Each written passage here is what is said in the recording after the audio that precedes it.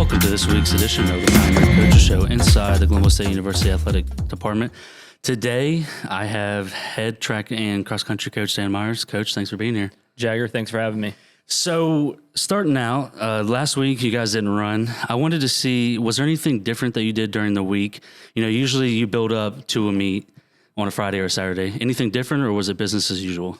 I would say it's a good bit different in our approach to training, especially with where that week landed, because we're about 3 to 4 weeks out from conference. And heading in October, we want to try to eliminate the heavy legs and just every day's practice, just kind of being, like you said, business as usual. But last week was probably our hardest training week that we had left in the season.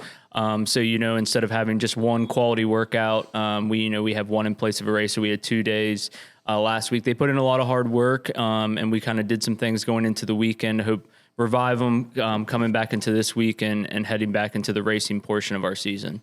So now that you probably have a little bit more fresher legs coming into this weekend at Carnegie Mellon in Pittsburgh, what are you looking to see, and what are your expectations when you go up to Pittsburgh? So we should have our full women's teams back for this meet, which will help a lot. This will be our most challenging course that we've had to date. So we're basically using the next 2 meets to kind of build up, for the conference course. So by no means is this kind of, in the same realm of difficulty as our conference course, but it's definitely a step in the direction that we need with where our training's been and just kind of getting acclimated to a little tougher of course. But we're excited to head up there this weekend. On the guys' side, we just had some unfortunate events happen this year, and we're a little thin on that side. But those guys have been working hard, and honestly, for them, we need to keep our 2, 3, 4 a little bit closer together to kind of be a little bit more competitive. And on the women's side, honestly, we just got to go out there and race. At this point, I feel like no matter where we finish in the conference, we're kind of playing with house money in the sense of, when we were up at Marshall, that was the fastest 5K team average we've had since we've been in the Mountain East. So I think that they need to focus on what they can bring to the team individually. And as a team aspect, we've got to kind of pick out some little goals to kind of have and not put that mountain of conference, too far out there to where we're going to let ourselves down, because we've already accomplished a lot. And I think that if we have the full group back, that we'll find some success this weekend. What makes a course like that so difficult? What makes that a little bit tougher for you? But it also helps you out, going into conference as well.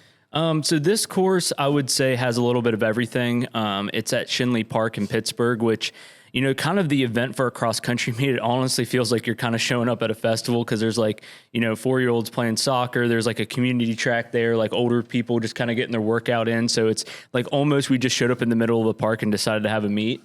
And the community basically just gets out of the way for, the 45 minutes that we're racing between the 2 races. But it starts out on a gravel, just park typical trail that's pretty flat. And then it kind of goes down a hilly road, and then out and back, trail. And on the way back, it's just a gradual incline. So this one just kind of sneaks up on you. And honestly, the hills are kind of timely placed to where it's about, for the women, probably 17, 18 minutes into the race. For the guys, probably on the latter half of the race. So, they're just kind of uniquely timed. But, kind of looking ahead at our conference course, it's just a brutal course, and it's just, kind of who's left standing. Mm-hmm. I mean, you talked about the success you've had so far. I mean, you've had records broken. Natalie Barr has been outstanding all season. Samantha Dawson has worked her way into a top 5 all-time runner. How has having someone like Natalie set the bar for other runners to, really want to excel and, reach their goals? I mean, now, like you said, Natalie was running in the 20s in high school, and she comes here and she's in the 18s now. I mean, how can that dwell onto the other athletes? Well, it's definitely helped our approach with recruiting. I mean, because you're kind of selling a dream to a kid a year ago. And I think she was a girl that wanted to come in and make an immediate impact and be one of the top runners. And she's kind of exceeded our expectations. But I mean, Sam's always been a great leader for us, but it's pushed her to the next level. When I got here 2 summers ago, we had 2 cross-country girls on the roster, and we were competing in about a month. And Sam was one of those runners. And, at the time, someone told me that they consider, she's a jogger. Well, that jogger's second all time in our 6K history. Yep. And that just kind of goes to show the work that she's put in. And And I think that the rest of the group has kind of caught on. I mean, since I've been here, in terms of the women's side, it's the most I've ever seen them go to the training room and take ice baths together and like actually do their training runs that are not scheduled practices together. So I think those things are starting to mesh together, and that's exciting for the future. And I think that from a recruiting approach, it's a lot easier to kind of go after girls with Natalie's talent when they can see, that she's improving. And it's not just improving here, but having a good experience. Because I think at the end of the day, in our job, we're really lucky, but I think that's really what it's all about, the student experience. So, and she's really enjoying it here. And I think that she's enjoyed kind of putting, Glenville on the map, and she knows that, the farther she's up in the pack at conference, the more uncomfortable it makes her that someone from Glenville's and now in the running. So I think that's really exciting. On the men's side, I mean, you've had some PRs as well. I know it's probably not where you wanted it to be, but where do you really see the improvement so far this year? I would really see it with like kind of our newcomers. I mean, most of them are running times through 8K that, were their 5K PRs. I mean, it's kind of just shows the element of strength that in the mileage that they've put in, this summer. And then just like BJ, he was a kid that kind of came here as a walk on and somebody that just continued to put in the miles. And, we've had some, unfortunately, like, some injuries and people step away from the program that, was unfortunate events. But, when some of these things have happened, when him and Isaac Slater, they just look at you and they tell the rest of the young guys, we just got to keep running. And at the end of the day, our sports kind of can be unforgiving in that nature that, when we go to the conference course, they know literally anything can happen, and they know there might be more talented runners out there. There are more talented runners out there, but at the end of the day, they know that if they continue to keep running, they're going to keep improving. And at the end of the day, it's going to make us better as a group. No, I totally agree. Well, I think that's all we have for today. Next week we'll recap Carnegie Mellon and preview the Concord invite, but I appreciate you being here today. Jagger, thanks for having me. And we will be back shortly. Thank you. Welcome back inside the Glenville State University Athletic Department for today's Coaches Show. Today I have head volleyball coach JR Perkins. Coach, thanks for being here. Thank you for having me. So last week you had a clean sweep, 3-0, and you swept each team 3-0. You're at the midpoint of the season. How big was a week like last week for the team so far? It was huge for us, honestly. Like, going back to the beginning of the season, like winning or losing 4 games straight for the first to start off. People honestly were a little nervous, like, how's the season going to go? But I knew that it was still the beginning of the season. I mean, we're still about halfway, so there's still a lot of room for improvements and stuff. So just definitely going off, especially into this week. It's a big week, so going off and starting this week from the energy and stuff that we had from the accomplishments we had last week. Because, you start out conference play, you're 2-1 now. You picked up 2 wins last week against Davidson Elkins and Western New Westland. You beat Fayette on the road on Saturday. What worked well for you? You guys, not only did you sweep everybody, but you controlled almost every set that you played. What really worked well for you?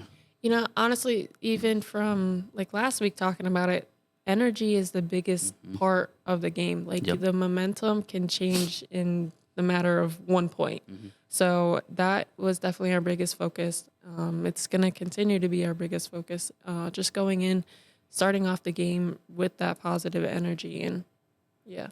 I was there for the game on Friday against Wesleyan. That was a good crowd. There was a good energy there for them. I think that was good perseverance to not, you talk about energy, not allow their energy, to get to you guys. And hopefully, that carries over to this week with some, 2 pretty well powerhouses in, the Mountain East with Western Union State and the University of Charleston. How's preparation been for that? And what do you expect to see this week with them? Honestly, they're going to put up a fight. And so I think this is going to be our biggest test. We do very well with trying to maintain, like, that same energy, like, playing up to the components that we're playing against. So I think, honestly, it's going to be a very exciting week. So we're ready for it. It's good to hear. And one thing I also wanted to, to ask you is you struggled earlier in the year with, staying healthy, injuries. It seemed like once you got somebody healthy, another person got injured or something would happen. Do you feel that you guys are 100% now and that you can finally, run the rotation that you had planned at the beginning of the year? Definitely. There's still a couple of people that are still on the men's, trying to get them worked back in, but they're not 100%. So definitely using what we have has honestly been great for us. Being able to overcome those challenges and stuff that we've had and be exactly where we are today is amazing. And, someone that I've, noticed that's really been a leader so far, Sarah Granger, we talked about it before, led the country in service aces, was top 4 in, service aces per set, and then top 5 in total service aces. She's your main setter, usually gets about 25 to 30 assists a game. How big has she been for your leadership this year? Very big. She's definitely one of the biggest leaders that we have on the court. She's calling all the plays. She's having that communication with the other people on the court, which is very important. You talk about we need to communicate more. So she's one that's making the step to really show it on the court. And another one I thought really had a good week last week was Kasha Nadirla. Had served, got a bunch of blocks at the home match on Monday, was killing it during the weekend with kills. We knew last year seeing her play that she was different. She was really good. But this year, now she's gotten hot. Can you see that carrying over, especially with a big week like State and Charleston?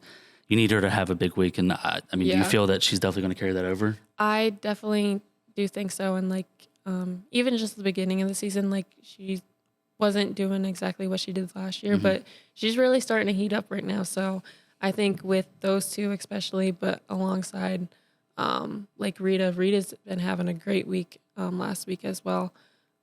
Just having those different components and being able to really spread out our offense is really what's going to put us in a good spot. Well, Coach, next week we will talk, recap this past week with State and Charleston, and then preview a busy week next week with the tri-match you have at Concord with them in Bluefield State and Notre Dame. But I appreciate you being on today. Yes, thank you for having me. And we'll see you next week. Thank you. Welcome back to the Pioneer Coaches Show. Right now we have head women's soccer coach JR Dodson. Coach, thanks for being here. Thanks for having me. Always a pleasure. So last week you split. You go 1-1. First, let's start with Frostburg State, undefeated team, nationally ranked. I think top 15 now. They've handled some teams pretty well this year. They didn't score a goal in the whole first half. They got a little hot there in the second half. What's your evaluation of that game? We're super happy with how we played as a team. We had a lot of great effort. And that's what we talked about going into the game. You face a team like Frostburg. At the time, I think Frostburg's averaging 26 shots a game, only allowing 2. So as a game as a whole, we were hoping to be somewhere around allowing 10 shots. I think we ended up giving up 11 shots. 2 of them just happened to find the back of the net. I think a lot of that just comes from who Frostburg is. Very tough team, works hard, never stops. And so I was really proud of our girls, and I think our girls actually came away from that game with a lot of positivity as well. And then you move on to yesterday with Salem up in Bridgeport, 7-0 win. A big win.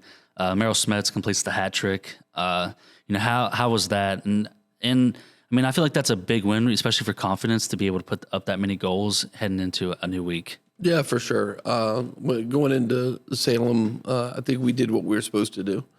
And that's what you have to do as teams and successful teams is beat who you're supposed to beat. And I think we were supposed to beat Salem. I think the team actually was kind of nervous going into that game because they knew that's what they should do. And I think we were 5-10 minutes slow getting started. But, excuse me, once we got rolling, the team did very well. So now looking forward into the week, you start out with West Liberty on Wednesday on the road. The Hilltoppers come in 3-4-2 and then 2-3-1 in the conference. Anything that you've seen from them, and what do you look forward to with your squad coming in? Well, we're looking to get a win. As always, we expect to win this Wednesday. West Liberty is a good team. They have a new coach.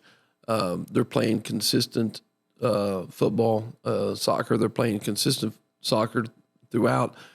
I like how they move the ball. Their style's good, but I think in the end, what we're hoping is to be a little bit more athletic than them, and I think we should be able to come out with a win there. And if it does, I think that'll solidify us into that 4th spot in the Southern Division if we can get some 3 points there.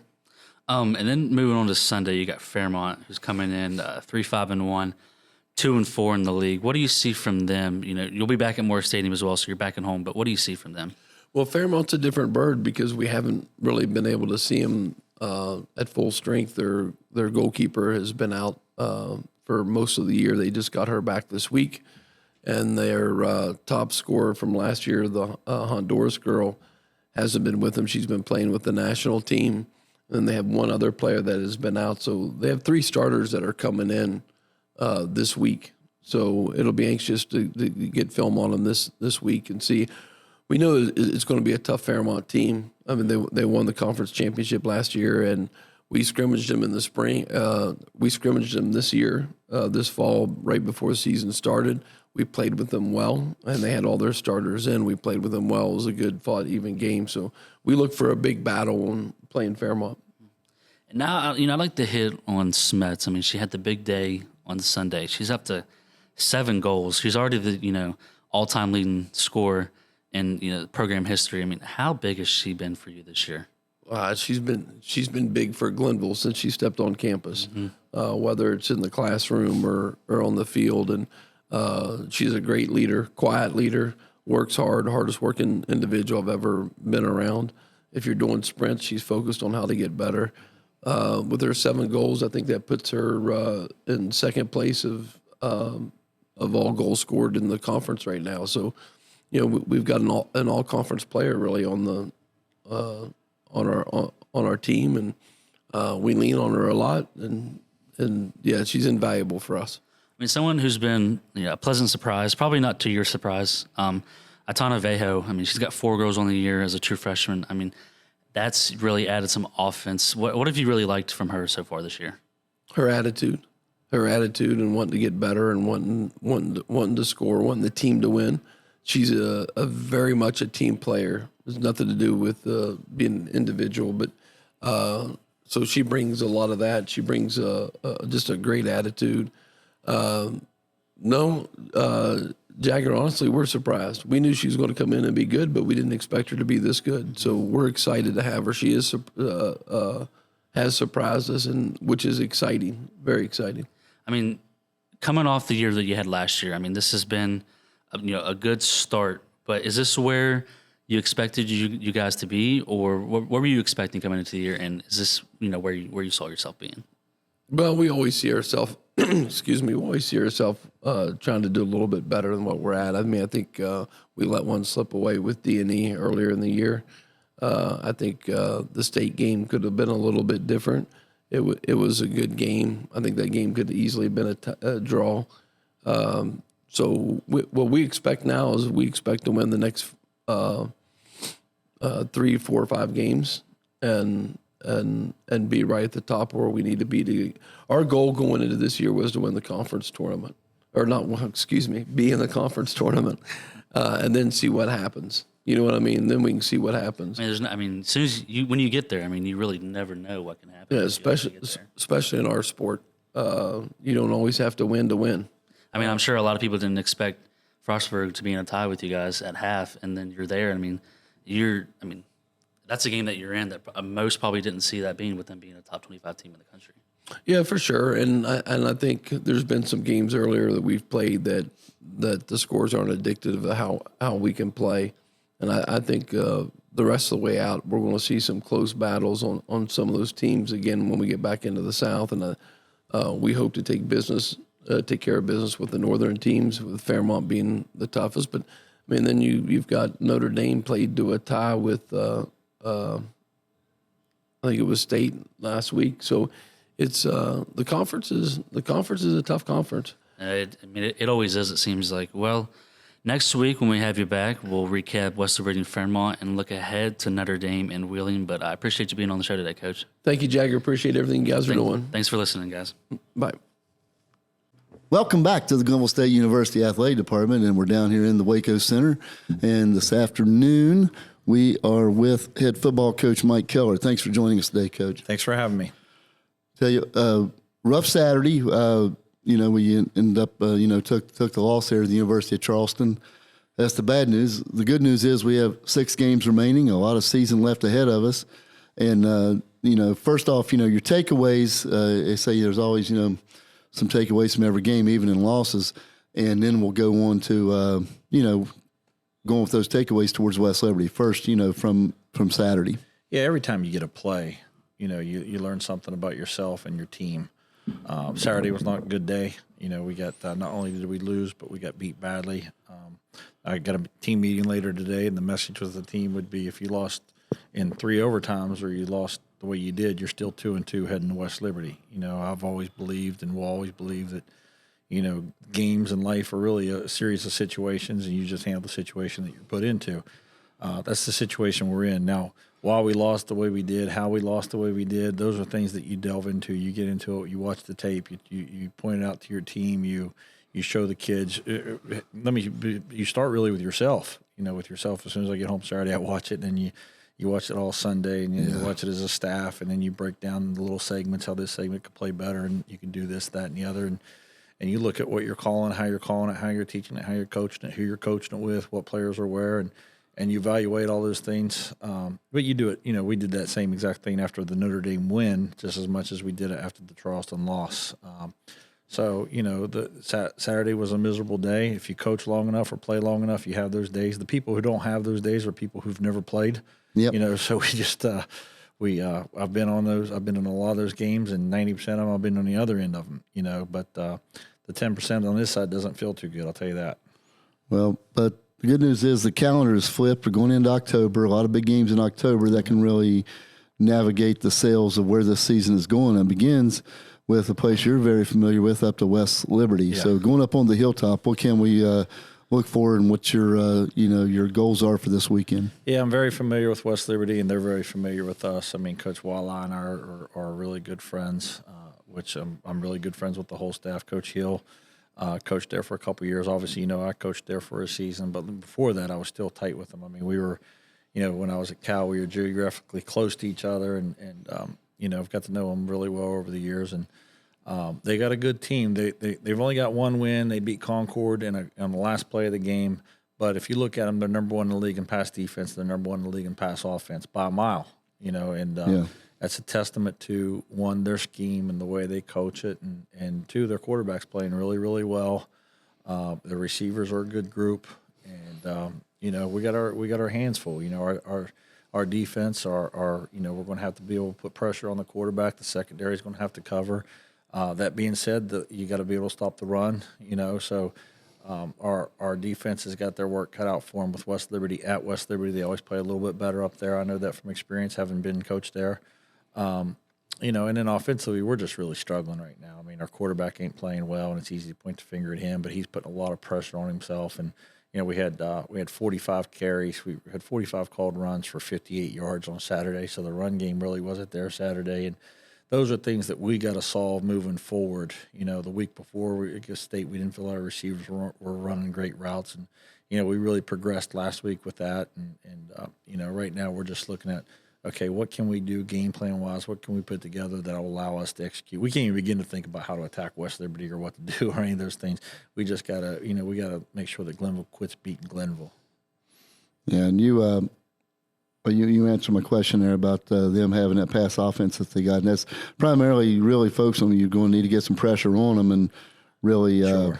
Where the quarterback can't sit back in his kid, their talented receiving core can break free at some point. Totally. I mean, if you play zone, they're going to find holes. You play man, they're going to beat you. They're going to make some plays in the passing game. So, 1, you got to have a good day offensively to help counteract that. But 2, I don't care if it's Peyton Manning or Tom Brady or what quarterback it is. If you put pressure on him, and I'm not necessarily talking about blitz, I'm talking about rush the passer and put pressure on him, then quarterbacks have a tendency to be a little bit less accurate. If they're throwing off their back foot instead of over their front foot. And I think West Liberty probably knows that too. So I mean, that ain't a whole lot of secrets there. But if you you just gotta. The best way to stop a passing attack is by having a good pass rush. And we've had a good pass rush this year, but it's primarily been out of blitz. when you got the type of receivers they have, you really don't want to blitz as much and play man-to-man and give them those quick strike opportunities. You'd rather be able to set back in coverage and rush with 3 or 4 and get some pressure on the quarterback. That's your first order of business. Then if 4 doesn't work, you rush 5. If 5 don't work, you rush 6. 6 don't work, you kind of get the math. Yeah.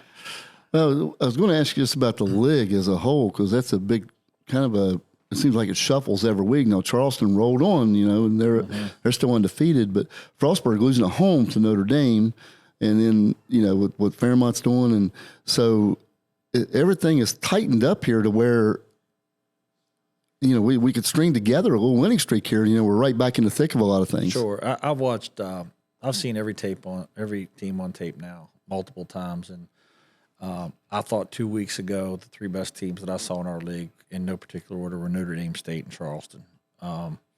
And after playing them, all 3, I would say that I still feel that way. Now, now we got a different set of circumstances. I think a lot of the other teams in our league are really bunched together. These next 4 or 5 opponents are really the same team over. Now what I'm going to find out about Glenville is, are we closer to that first group, or that second group? And I'm hoping we come out and find out that we're closer to that first group. But it's truthfully, and I've said this on this show before, it's a testament to what the league has done and to what all the teams in the league have done.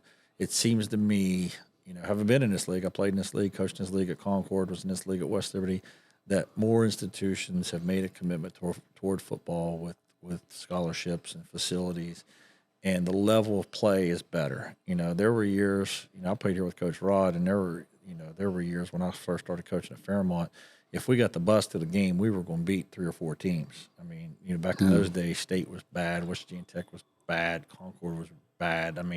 And there was about 2. Shepherd was always really good. Glenville was really good with Coach Rod, and then there were 3 or 4 teams that were the same team. Now there are no really bad. I guess Wesleyan's not having the best year in the world, but in Concord struggling, but they were picked second in the league and were 9-2 a year ago. Yeah, so there is no bad. There's a bunch of good football teams, and that's just not coach speak. That's just look at the scores. Just look what you're seeing. And I watch them every week. I break them down. I see how they play and who they're playing with, and I think maybe it's a college football thing with D2 getting more transfers, but it's really good competition week in, week out.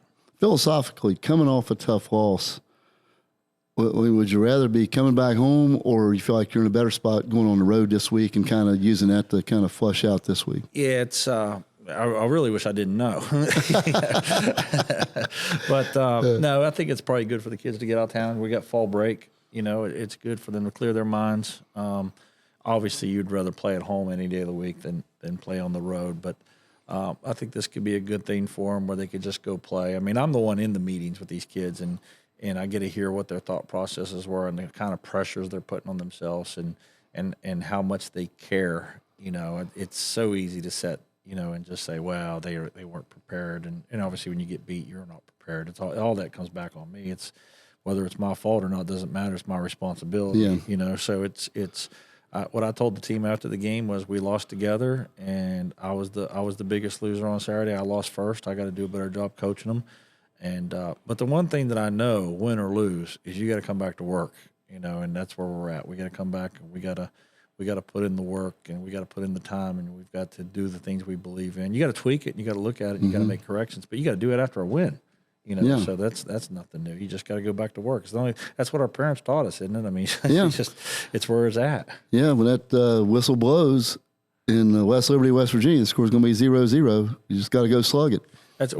In my thing with it, on my personal deal is, you beat Notre Dame. When the game is over, I walk in the locker room and say, enjoy this, and let's enjoy it for 24 hours, and let's forget about it and move on, make corrections and move on. Well, when you lose to Charleston the way you do, you say, listen, let's sorrow in this for 24 hours and feel miserable, but then let's acknowledge it, make corrections, and move on. Because it's all about every game is 1 of 10. We're not playing basketball or baseball where you play 3 or 4 days a week, and we play once a week, and you got to do everything you can to win that week's game. Yeah, I'll tell you what, Coach. Real excited for the trip up to West Liberty. Get into October, and hopefully get some more wins on the board as we dive into this month here. So really appreciate you joining us this afternoon. I appreciate you. Thank you. Thank you.